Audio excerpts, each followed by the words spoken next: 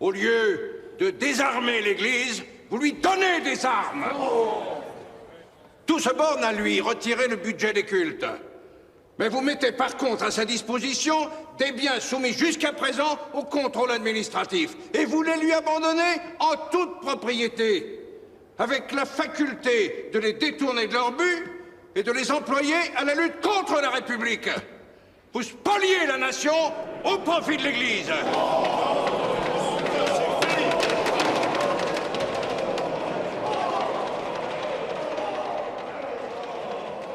Ces biens qui autrefois étaient affectés à un service public doivent rester affectés à un service public. Mais puisqu'on le supprime! Si vous supprimez le service public des cultes, ces biens trouveront une autre destination. La nation en fera l'usage qu'elle croira devoir en faire. Voilà quelle est la véritable solution. La seule solution. Et j'ajoute, la solution équitable. Une confiscation n'est pas une solution équitable. Alors qu'est-ce que je demande à la gauche?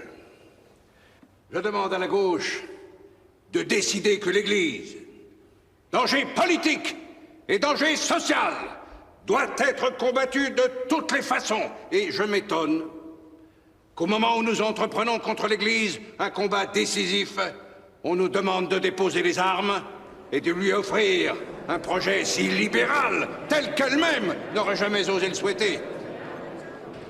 Je ne vous dissimule pas que mon contre-projet tend à ce que la religion devienne la chose anormale et que la religion, avec un A privatif, devienne la chose normale. Je ne vous cache pas que mon contre-projet tend à déchristianiser le pays. Voyez-vous cela?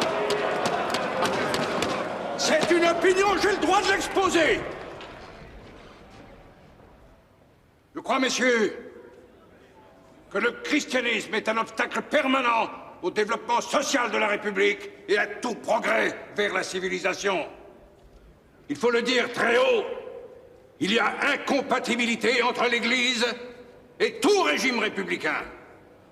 Le christianisme est un outrage à la raison, à la nature. Il suffit de lire l'histoire pour s'en convaincre. Quand le Dieu anthropomorphe des Juifs quitta les bords du Jourdain pour aller conquérir le monde méditerranéen, la civilisation disparut du bassin de la Méditerranée. Et il faut remercier les empereurs romains qui ont combattu de toute leur force l'invasion de cette philosophie puérile et barbare, si contraire au panthéisme et au naturalisme de notre race. Oh, le christianisme quitta Rome et la Grèce, où il avait étouffé toute civilisation, où il n'y avait plus que ruines et décombres.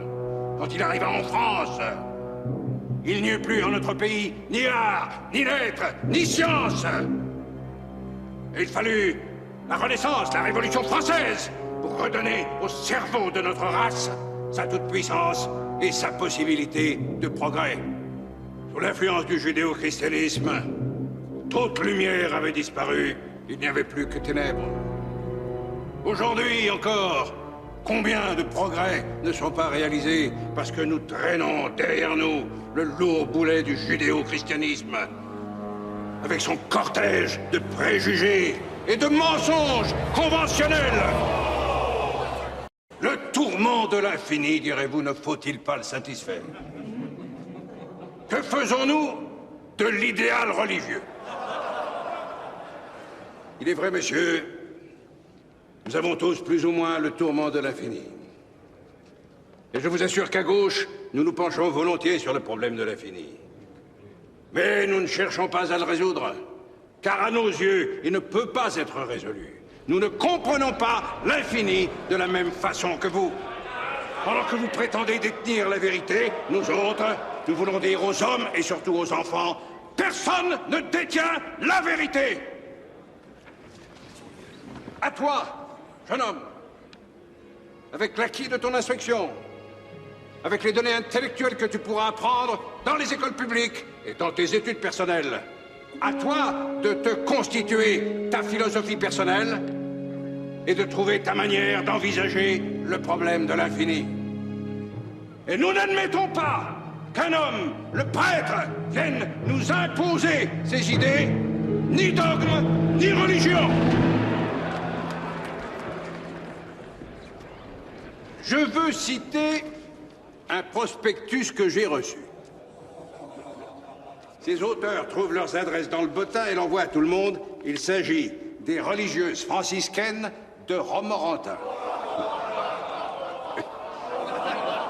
Ah, on tient boutique chez ces religieuses des objets les plus hétéroclites.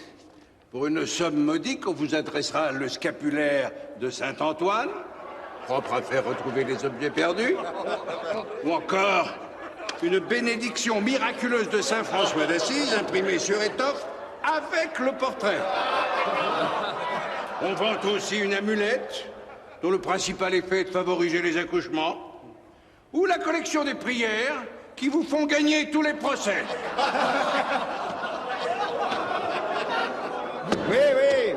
Oui, nous protestons comme vous contre ces pratiques. Le Christ ne s'est mis qu'une fois en colère. C'est lorsqu'il a chassé à coups de fouet les marchands du temple. Monsieur Guéraud, je vous assure que quand nous recherchons un idéal, nous n'allons pas le chercher chez les dames franciscaines de Romorantin. Nous non plus. Alors que voulons-nous, nous, à gauche?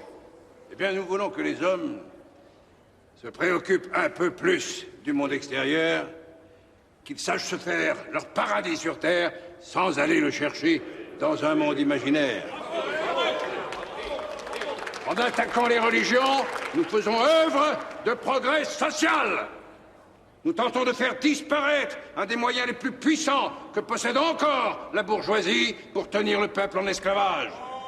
Et c'est pourquoi, messieurs, je vous demande de voter mon contre-projet, le seul capable de faire disparaître ces idées et la diffusion des idées religieuses, des idées mystiques, des idées superstitieuses, et d'émanciper tous ceux qui, actuellement, suivent encore les pratiques de certains cultes.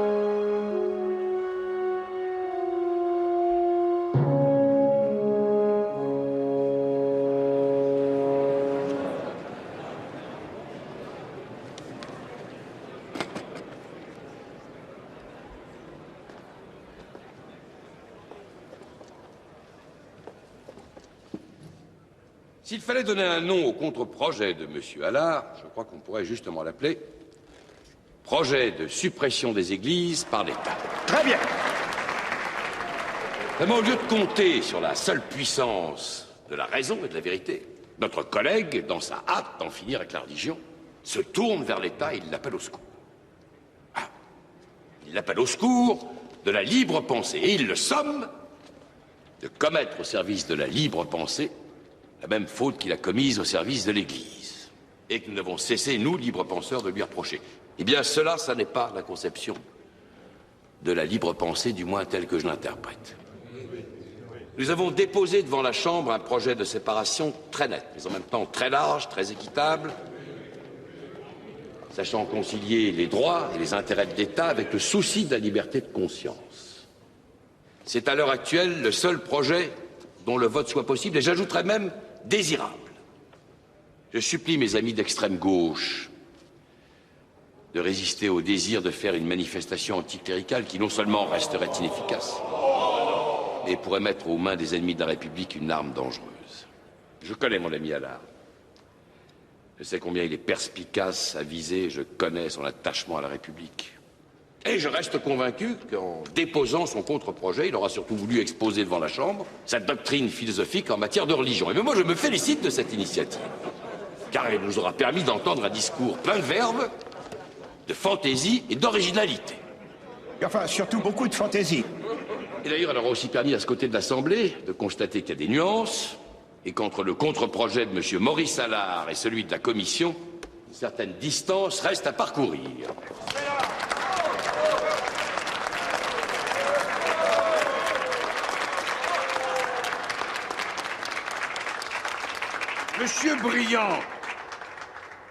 Monsieur Briand n'a répondu que de façon très sommaire à mes arguments. J'ai dit qu'il y avait un grand danger pour la République à offrir en toute propriété aux associations cultuelles, qui seront en même temps des associations politiques, des biens qui sont en réalité des biens nationaux. Le danger est ainsi de maintenir l'unité de l'Église et d'empêcher l'Église, après la séparation, de se diviser en petites églises et en petites associations cultuelles. Vous maintenez ainsi l'unité du bloc romain. Nous n'avons pas à provoquer des schismes, mais enfin, nous ne sommes pas là non plus pour les empêcher.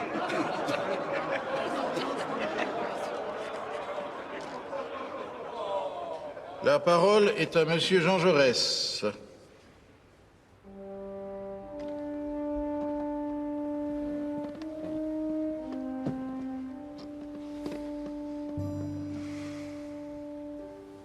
Jean Jaurès prépare son discours. À 45 ans, le député du Tarn s'est imposé comme le chef de file des socialistes français.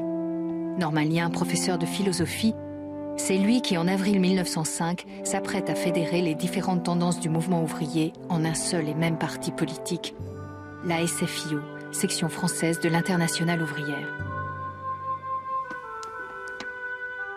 Jaurès est l'homme de l'unité, l'homme de la synthèse. Lecteur de Karl Marx, il ne fait pourtant pas de la lutte des classes le moteur de l'histoire. Le socialisme, selon Jaurès, n'est que l'approfondissement de l'idéal républicain, l'application à la propriété de la Déclaration des droits de l'homme et du citoyen. Sur la séparation, le grand tribun a d'abord étonné en gardant le silence. Partisan de la laïcité, Jaurès n'est pas pour autant fermé aux idées religieuses. Ses propres amis en 1901 avaient d'ailleurs été scandalisés d'apprendre que sa fille Madeleine avait fait sa première communion.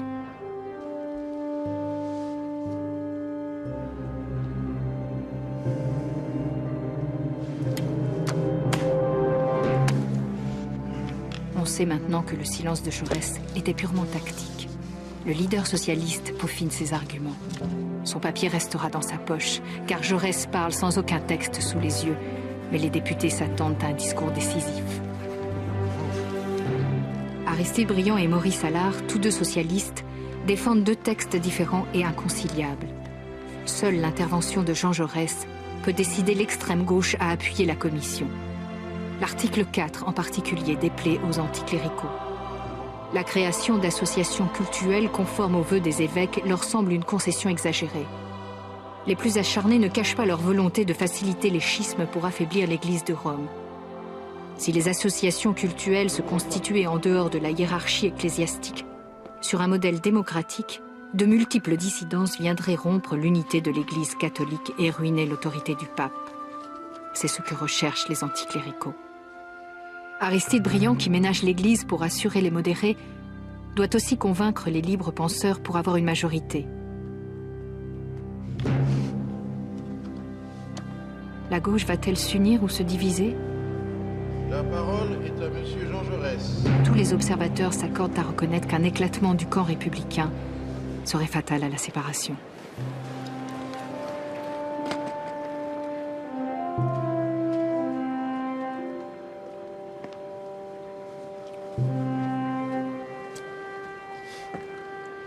Messieurs, cette loi va attribuer demain des biens à des associations cultuelles régulièrement investies en harmonie avec l'organisation de l'Église catholique. On a dit qu'on ne voulait pas préparer de schisme, mais qu'on ne voulait pas non plus les empêcher. Et cependant, il en est qui paraissent concevoir que l'Église catholique sera diminuée dans sa puissance, non par le progrès direct